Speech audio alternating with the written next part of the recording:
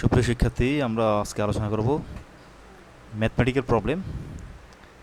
আমাদের থার্মোডাইনামিক্সের ম্যাথমেটিক্যাল যে প্রবলেমগুলো সেগুলো আমরা প্রথমে একটা অঙ্ক দেখব যে quantity of air at 27 degree Celsius and atmospheric pressure is suddenly compressed to half its original volume.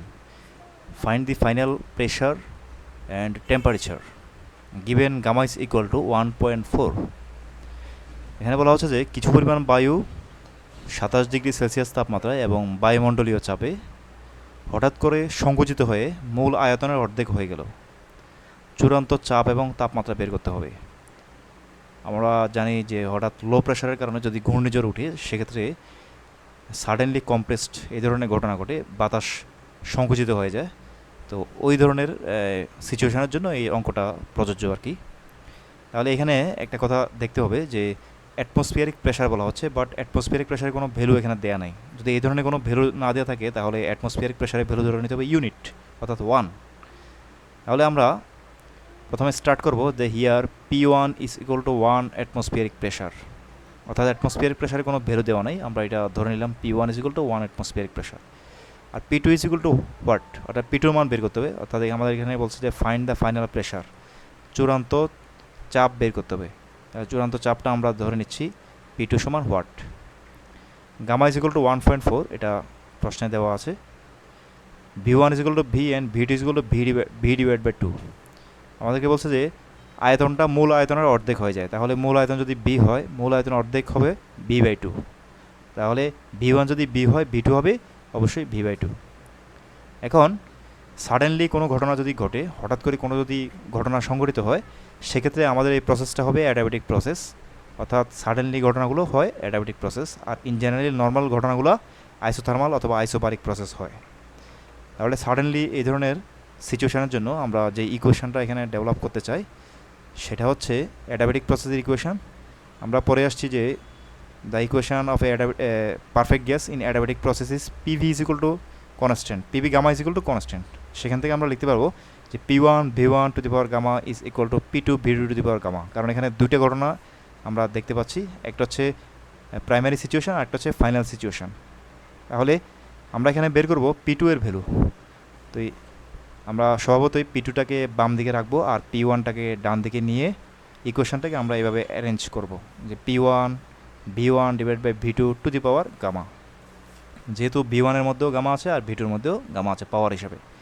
Now we can put the value of V1 and V2 because V1 means V আর V2 means V divide by 2। তাহলে V এবং V both আর cancelled, এখানে 2 থাকবে শুধুমাত্র।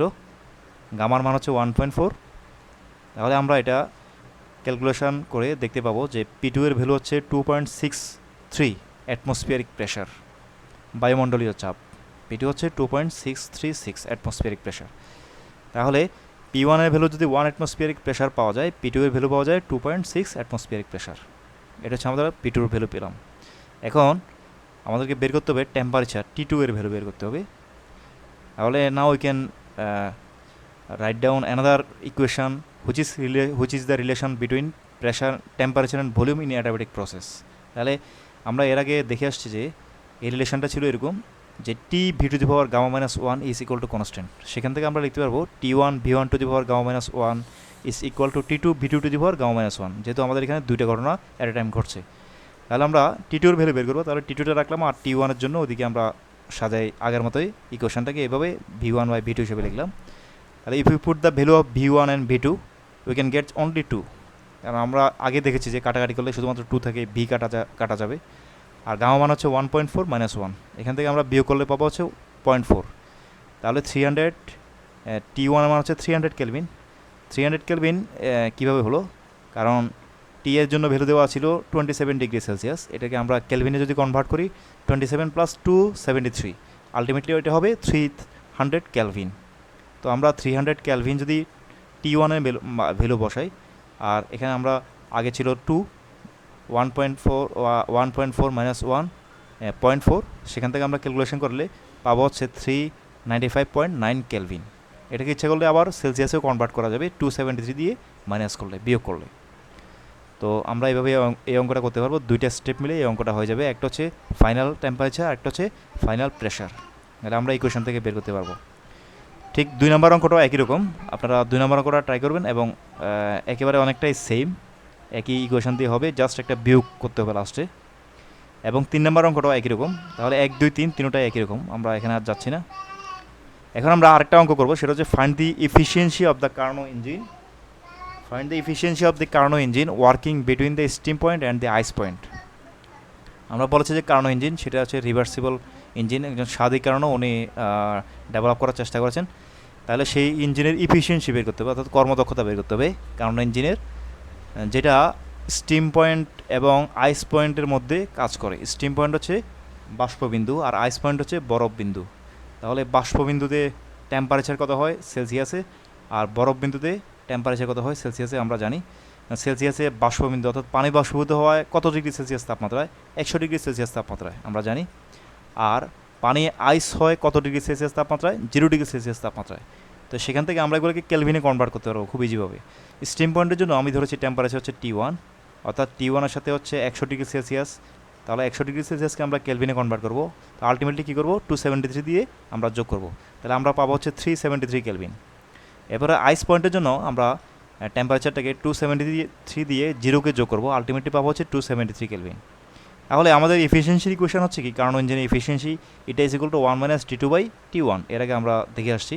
এখানে just if we put the value of T1 and T2, তাহলে we will get the efficiency of the Karnaugh reversible engine, that is which will be 100/373। আমরা এখান থেকে পাবো হচ্ছে এফিসিয়েন্সিকে আমরা যেহেতু পার্সেন্টেজ হিসেবে প্রকাশ করি, তাহলে এটাকে এই সংখ্যাটাকে বা এই ভ্যালুটাকে 100 দিয়ে 100% দিয়ে আমরা গুণ করবো, 26.81%। তাহলে এই অঙ্কটা এভাবে হয়ে যাবে। তো আপনার আরেকটা অঙ্ক এখানে আছে, a Carnot engine whose temperature of the source is 400 Kelvin takes 200 calories of heat at this temperature আর rejects 150 calories of heat to the sink. What is the temperature of the sink? Also calculate the efficiency of the engine.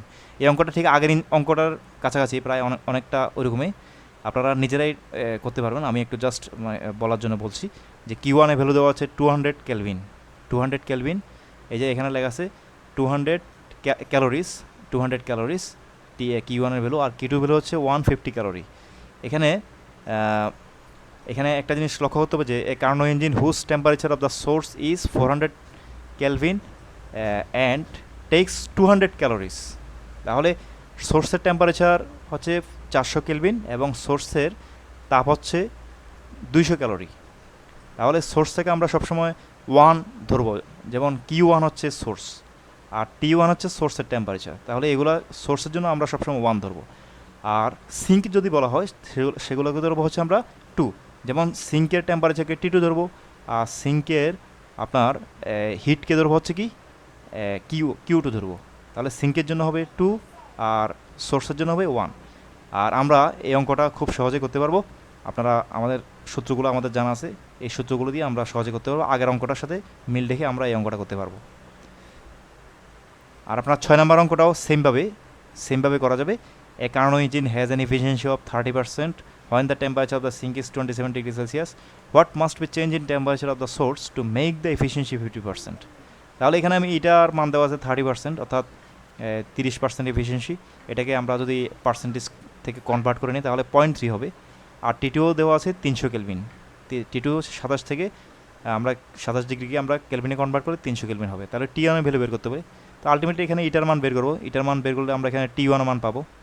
তো T1 মান যদি পাবো, in second case eta prime সমান 50%, আমাদের এখানে দেওয়া আছে যে 50% এফিসিয়েন্সি পাওয়া যাবে, তাহলে ইটা প্রাইম সমান 50% যদি হয় সেখান থেকে আমরা T1 এর ভ্যালু পেয়ে যাব, T1 প্রাইমের ভ্যালু পেয়ে যাব।